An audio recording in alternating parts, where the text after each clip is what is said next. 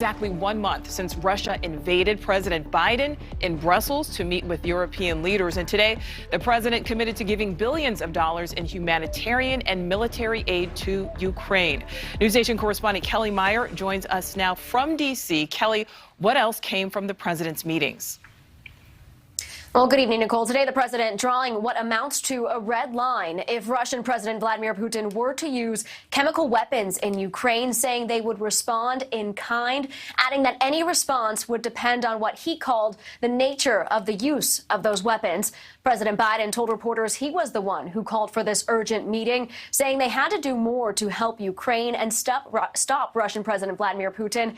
He outlined the next steps, and this includes $1 billion in humanitarian assistance to help get relief to millions of Ukrainians. Biden announcing today the U.S. will be taking 100,000 refugees and more action against Moscow, a new round of sanctions directed at 400 individuals that Biden says, quote, fuel the Russian war machine. Biden also calling for Russia to be removed from the G20 if all members agree to it, and for Ukraine to be allowed to sit in and observe. Biden had a marathon of meetings today, starting with NATO and then the G7 and then the European Council. He described the importance of the group staying unified against Putin, who he says was banking on NATO being split.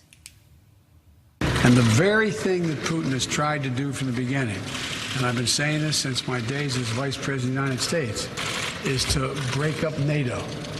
Break up NATO. He'd rather face 30 independent countries than 30 united countries with the United States of America. Not a joke. And Nicole, the White House has been tight-lipped on the rest of the president's plans. We do know his next stop is in Poland, a NATO ally, where he'll meet with that country's leader. Today, the president revealed that he would try to visit some of the more than 2 million Ukrainian refugees now in Poland, amid speculation that he will travel close to Poland's border with Ukraine to meet them face-to-face. Nicole? Well, Kelly, there are reports that top Russian military leaders are not answering calls from the U.S. What are your sources telling you about this? And if so, how dangerous is this?